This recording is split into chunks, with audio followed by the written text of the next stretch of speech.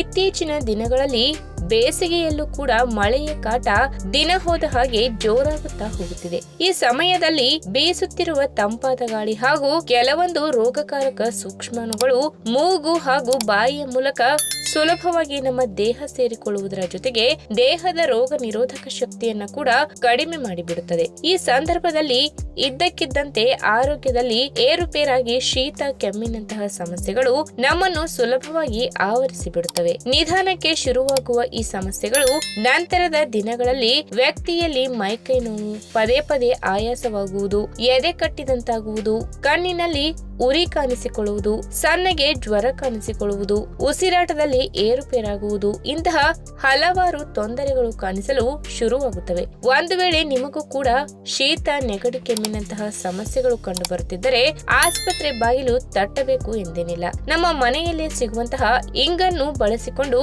ಈ ಸಮಸ್ಯೆಗೆ ಪರಿಹಾರವನ್ನ ಕಾಣಬಹುದು. ಹಾಗಾದ್ರೆ ಇಂಗನ್ನ ಬಳಸಿಕೊಂಡು ನಾವು ಯಾವೆಲ್ಲ ಆರೋಗ್ಯ ಸಮಸ್ಯೆಗಳಿಂದ ಪರಿಹಾರವನ್ನ ಕಾಣಬಹುದು ಎಂಬುದನ್ನ ಇವತ್ತಿನ ವಿಡಿಯೋ ಮುಖಾಂತರ ತಿಳಿದುಕೊಳ್ಳೋಣ. ಅದಕ್ಕಿಂತ ಮುಂಚೆ ನೀವಿನ್ನು ನನ್ನ ಚಾನೆಲ್ಗೆ ಸಬ್ಸ್ಕ್ರೈಬ್ ಆಗಿಲ್ಲ ಅಂದ್ರೆ ಪ್ಲೀಸ್ ಸಬ್ಸ್ಕ್ರೈಬ್ ಮಾಡ್ಕೊಳ್ಳಿ, ಹಾಗೆ ಪಕ್ಕದಲ್ಲೇ ಇರುವಂತಹ ಬೆಲ್ ಐಕಾನ್ ನ ಕ್ಲಿಕ್ ಮಾಡಿ. ನಮಗೆಲ್ಲ ಗೊತ್ತೇ ಇರುವ ಹಾಗೆ ಅಡುಗೆಯಲ್ಲಿ ಇಂಗು ಬಳಕೆ ಮಾಡುವುದು ಆಹಾರಕ್ಕೆ ರುಚಿ ನೀಡಲು ಹಾಗೂ ಗ್ಯಾಸ್ಟ್ರಿಕ್, ಅಸಿಡಿಟಿ ಅಂತಹ ಸಮಸ್ಯೆಗಳನ್ನ ದೂರ ಮಾಡಲು, ಇಲ್ಲಾಂದ್ರೆ ಗ್ಯಾಸ್ ಸಮಸ್ಯೆಯನ್ನ ಉಂಟು ಮಾಡುವ ಆಹಾರ ಪದಾರ್ಥಗಳಿಗೂ ಕೂಡ ಚಿಟಿಕೆಯಷ್ಟು ಇಂಗನ್ನ ಹಾಕ್ತಾರೆ.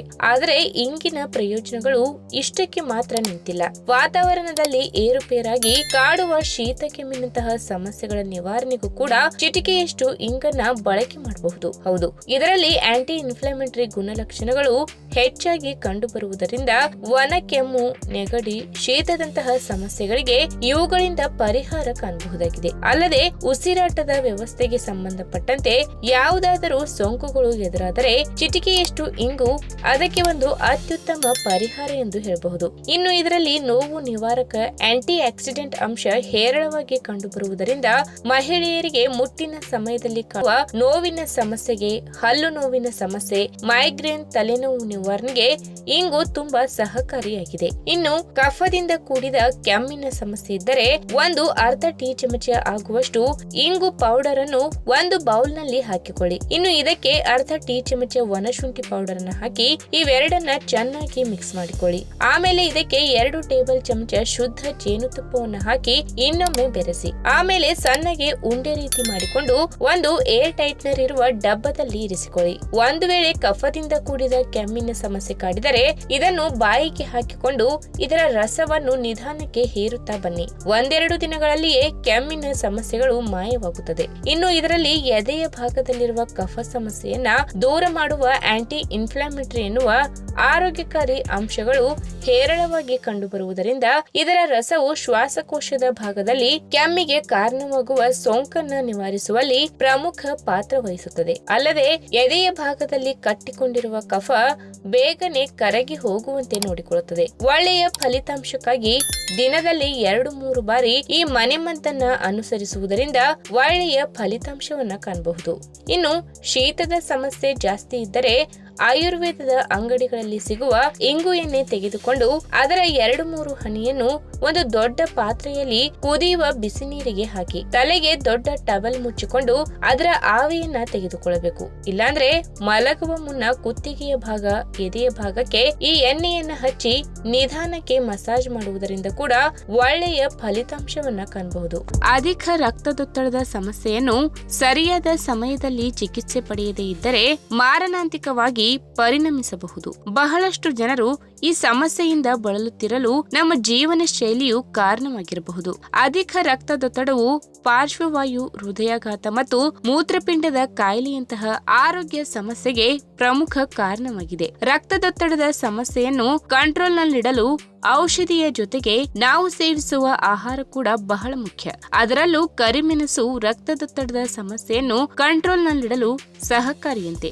ಅಧಿಕ ರಕ್ತದ ಕೊಲೆಸ್ಟ್ರಾಲ್ ಹೃದ್ರೋಗದ ಅಪಾಯವನ್ನ ಹೆಚ್ಚಿಸುತ್ತದೆ. ಕರಿಮೆಣಸು ದೇಹವು ಇತರ ಮಸಾಲೆಗಳನ್ನ ಚೆನ್ನಾಗಿ ಹೀರಿಕೊಳ್ಳಲು ಸಹಾಯ ಮಾಡುತ್ತದೆ. ಇದು ಉತ್ಕರ್ಷಣ ನಿರೋಧಕಗಳ ಮೂಲವಾಗಿದೆ ಮತ್ತು ದೇಹವು ಆರೋಗ್ಯಕರವಾಗಿರಲು ಸಹಾಯ ಮಾಡುತ್ತದೆ. ಇದು ಕೊಬ್ಬಿನ ಕೋಶಗಳನ್ನ ಒಡೆಯಲು ದೇಹವನ್ನು ಶಕ್ತಗೊಳಿಸುತ್ತದೆ ಮತ್ತು ದೇಹವು ಕೊಲೆಸ್ಟ್ರಾಲ್ ಮಟ್ಟವನ್ನ ಕಡಿಮೆ ಮಾಡಲು ಸಹಾಯ ಮಾಡುತ್ತದೆ. ಇನ್ನು ಕರಿಮೆಣಸನ್ನ ಪ್ರತಿನಿತ್ಯ ನಿಮ್ಮ ಆಹಾರದಲ್ಲಿ ಸೇವಿಸುವುದರಿಂದ ರಕ್ತದೊತ್ತಡದ ಸಮಸ್ಯೆಯನ್ನು ನಿಯಂತ್ರಣದಲ್ಲಿಡಲು ಸಾಧ್ಯ. ಇದೊಂದು ಉತ್ತಮ ಮನೆಮದ್ದಾಗಿದ್ದು ಹಲವಾರು ಆರೋಗ್ಯಕರ ಪ್ರಯೋಜನಗಳನ್ನ ಹೊಂದಿದೆ.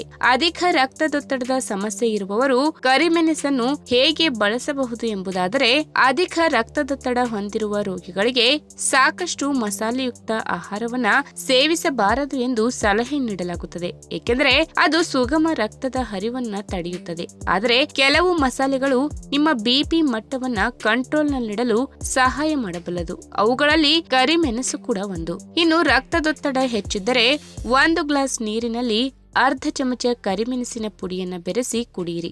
ಆಗ ರಕ್ತದೊತ್ತಡ ನಿಯಂತ್ರಣಕ್ಕೆ ಬರುತ್ತದೆ. ಇನ್ನು 2 ಕರಿಮೆಣಸನ್ನ ಜಗಿದುಕೊಂಡು ನಂತರ 1 ಲೋಟ ನೀರನ್ನ ಕುಡಿಯಬಹುದು. ಕರಿಮೆಣಸಿನಲ್ಲಿ ಕಂಡುಬರುವ ಪೈಪರಿನ್ ಔಷಧಿಯಂತೆ ಕಾರ್ಯನಿರ್ವಹಿಸುತ್ತದೆ. ಹೊಟ್ಟೆಯ ಸಮಸ್ಯೆಗಳಿಗೆ ನೀವು ಅರ್ಧ ಚಮಚ ಕರಿಮೆಣಸು ಮತ್ತು ಕಲ್ಲು ಉಪ್ಪನ್ನ 1 ಲೋಟ ಮಜ್ಜಿಗೆಯ ಜೊತೆ ಸೇವಿಸಬಹುದು. ಇದಲ್ಲದೆ ನೀವು ಒಣದ್ರಾಕ್ಷಿಗಳೊಂದಿಗೆ ಕರಿಮೆಣಸನ್ನ ರಾತ್ರಿಯಲ್ಲಿ ಕುಡಿಯಬಹುದು. ನೀವು ನಿಂಬೆ ಪಾನಕದೊಂದಿಗೆ ಕಪ್ಪು ಉಪ್ಪು ಮತ್ತು ಕರಿಮೆಣಸು ಸೇರಿಸಬಹುದು. ನೀವು ಬಯಸಿದರೆ 1 ಚಮಚ ತುಪ್ಪದಲ್ಲಿ ಕರಿಮೆಣಸು ಮತ್ತು ಸ್ವಲ್ಪ ಸಕ್ಕರೆ ಸೇರಿಸಿ ಪ್ರತಿದಿನ ತಿನ್ನಿರಿ. ಕರಿಮೆಣಸು ಪೊಟ್ಯಾಷಿಯಂನ ಯೋಗ್ಯ ಮೂಲವಾಗಿದೆ. ಇದು ಸೋಡಿಯಂನ ದುಷ್ಪರಿಣಾಮಗಳನ್ನ ನಿರಾಕರಿಸಲು ಸಹಾಯ ಮಾಡುತ್ತದೆ. ನಿಮ್ಮ ಸಲಾಡ್ಗಳು, ಸೂಪ್ಗಳು ಮತ್ತು ಊಟಗಳ ಮೇಲೆ ನೀವು ಅದನ್ನ ಸಿಂಪಡಿಸಬಹುದು. ಇನ್ನು ರಕ್ತದೊತ್ತಡವನ್ನ ನಿಯಂತ್ರಿಸುವುದರ ಜೊತೆಗೆ ಇದು ನಿಮ್ಮ ಹೃದಯಕ್ಕೆ ಸಹ ಪ್ರಯೋಜನಕಾರಿಯಾಗಿದೆ. ಇದು ಕೊಲೆಸ್ಟ್ರಾಲ್ ಅನ್ನ ನಿಯಂತ್ರಣದಲ್ಲಿ ಇಡುತ್ತದೆ. ತೂಕವನ್ನ ಕಡಿಮೆ ಮಾಡಲು ಕರಿಮೆಣಸನ್ನ ಸಹ ಬಳಸಲಾಗುತ್ತದೆ. ನೀವು ಇದನ್ನು ತರಕಾರಿಗಳು ಅಥವಾ ಅನ್ನಕ್ಕೆ ಸೇರಿಸುವ ಮೂಲಕ ಬಳಸಬಹುದು. ಕರಿಮೆಣಸು ಮಲಬದ್ಧತೆ ಮತ್ತು ಅಜೀರ್ಣದ ಸಮಸ್ಯೆಗೆ ತುಂಬಾ ಪ್ರಯೋಜನಕಾರಿಯಾಗಿದೆ. ಹೊಟ್ಟೆಗೆ ಸಂಬಂಧಿಸಿದ ಸಮಸ್ಯೆ ಇರುವವರು ಇದನ್ನು ಖಂಡಿತ ಸೇವಿಸಬೇಕು. ಇನ್ನು ಒತ್ತಡವನ್ನ ನಿವಾರಿಸಲು ಇದು ಬಹಳ ಒಳ್ಳೆಯದು. ಕರಿಮೆಣಸಿನ ಬಳಕೆಯು ಅಸ್ತಮಾ ಮತ್ತು ಪೈಲ್ಸ್ ನಲ್ಲಿಯೂ ತುಂಬಾ ಪ್ರಯೋಜನಕಾರಿಯಾಗಿದೆ.